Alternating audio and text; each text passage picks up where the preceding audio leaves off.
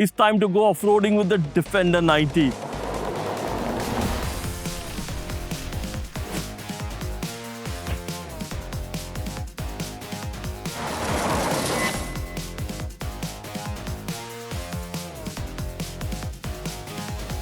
Which is the best 4x4 you can buy in the market right now?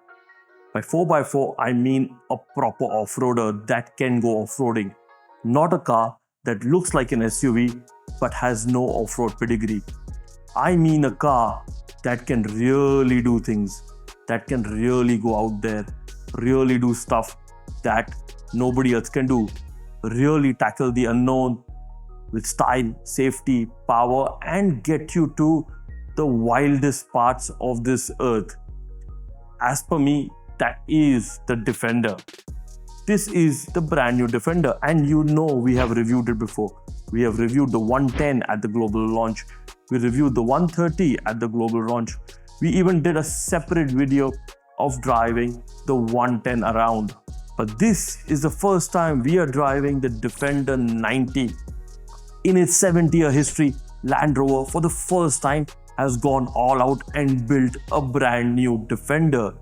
Yes, it has been an iconic car for Land Rover, and finally they have done something to modernize it. Hence we have this.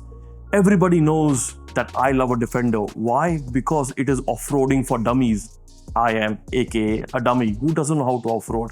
But this car is so capable that it can go anywhere, anytime, at any given point of time. When the new shape was launched, a lot of people did not like the Defender. But sales proved to be otherwise. The car is sold out across the world in multiple regions, multiple countries. That means there is a huge demand for the car. People are loving it. Yes, most people will just go to the shopping mall or go for coffee, but the true hardcore guys also love it, and they are buying this car to go off-roading, especially the 90, because it is a short wheelbase car.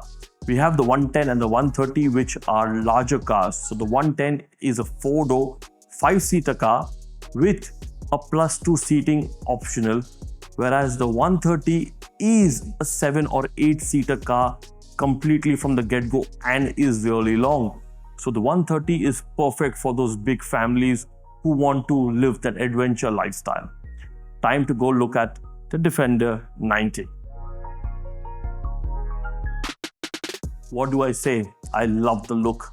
We have these iconic headlights, which the DRLs look spectacular.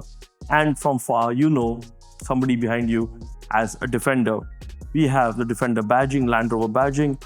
This nice big chunky front end, making it look very aggressive, very masculine, very butch, the right way to say it.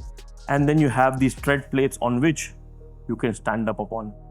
Should I stand up upon it? I don't think so, but yes, you can stand up upon this.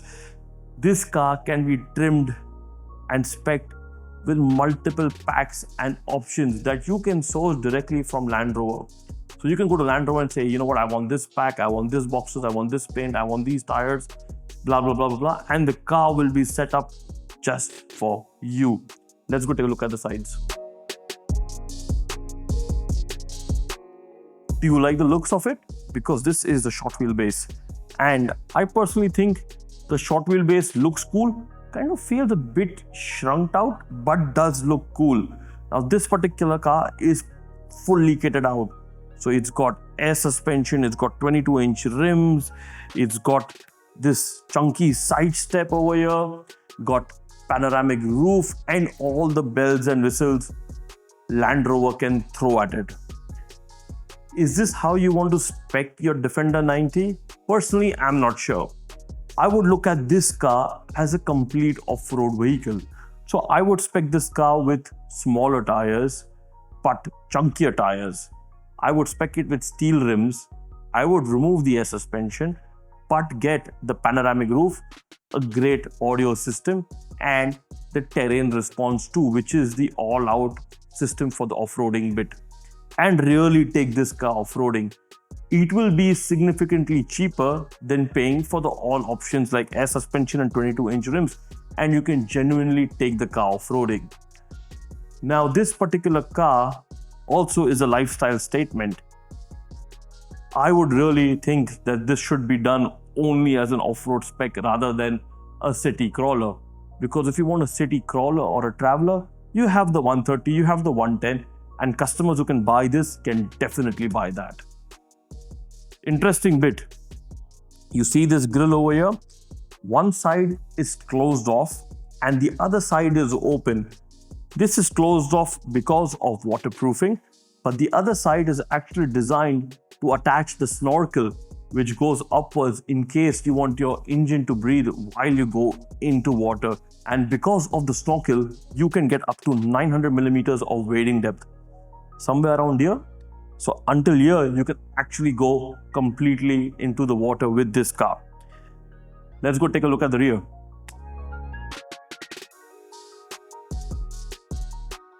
I love the simplistic rear. The signature of the rear are these tail lights. As you can see, they are inspired by the previous generation Defender. I also forgot to tell you about the safari window up on the side. So that is additional light and visibility for the rear passengers. It is inspired by the previous Defenders and is there on the 110 and the 130 as well, adding a lot of character to the car. So nothing much to talk about the rear, just this chunky piece of tire over here and the boot, which obviously is very small at the moment, but can be increased by flipping the seats forward, which can be done by the push of a button. Talking about the interiors on the Defender 90, obviously the front two seats are phenomenal, very comfortable. However, I would like some under thigh support option in this, especially for those long highway drives to get to the off-roading bit or to the adventure bit. But otherwise, very functional, very seamless. Yes, this particular one has a lot of leather on it, but if you are a true off-roader or a true adventure person, you're going to be speccing this with fabric seats. A point to note that if you see, everything here is rubberized.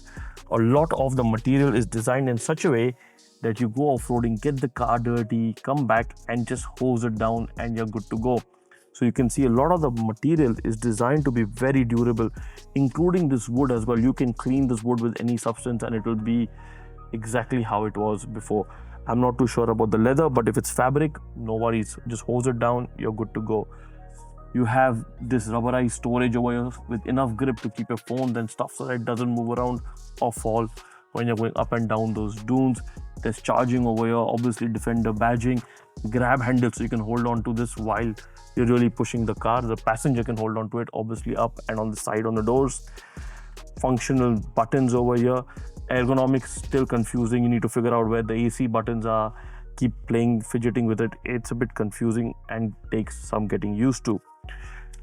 For the driver, everything is hunky-dory set up, and if you decide to go off-roading, the screen lets you choose which mode you want to be in, and you can do that even from here. Talking about the rear seats, they are accessible by buttons over here. You can move it forward and flip this chair in the front. Enough space at the back for two adults with enough headroom, leg room and shoulder room, with front visibility and all around visibility with large glass windows and the safari window plus the panoramic roof, so enough light inside. It's time to get out of the studio and drive this thing on roads, highways, cities, and obviously some off-roading action. Let's go drive.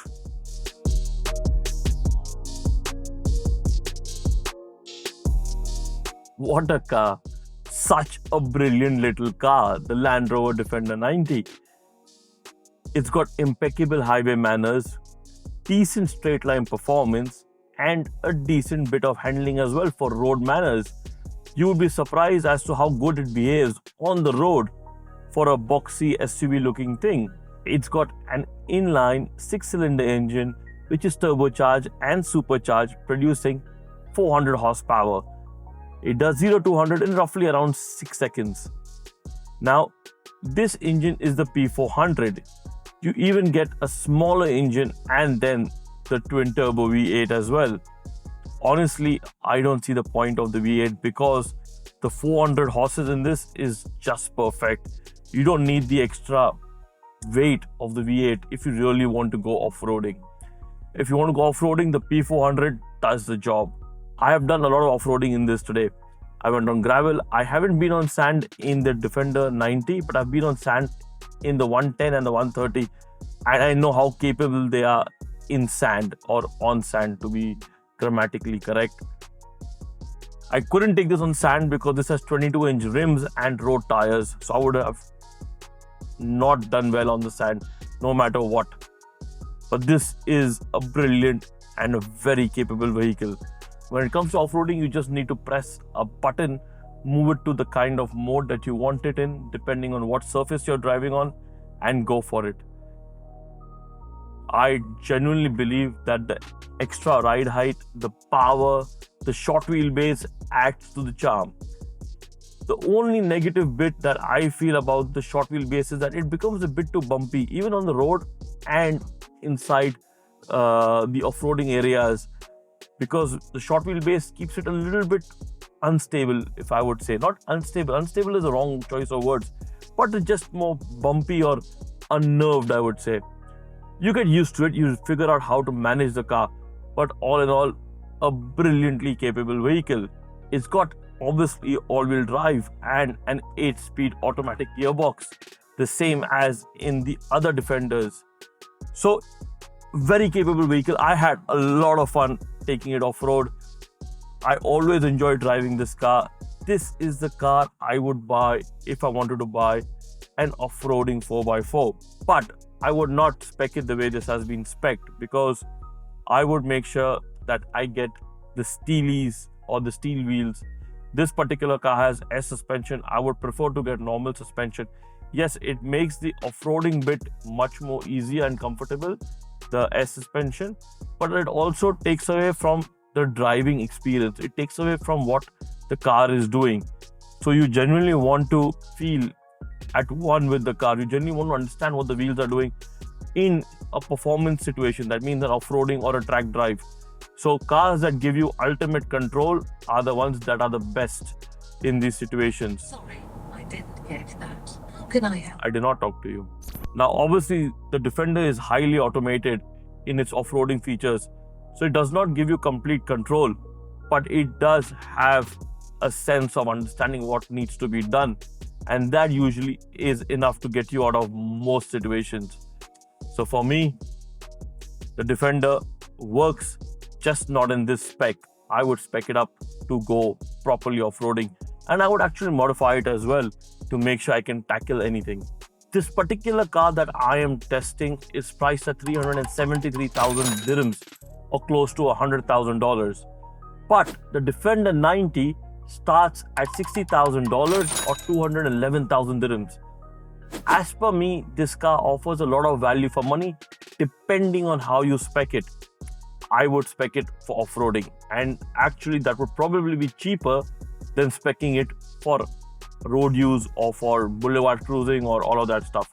So yes, if you were a Defender and you want to go off-roading, try to stick to the basics and you won't go wrong. You will be right and the car will deliver in performance. All in all, brilliant car, brilliant on-road manners, brilliant off-road manners, actually great off-road manners. So I'm not complaining.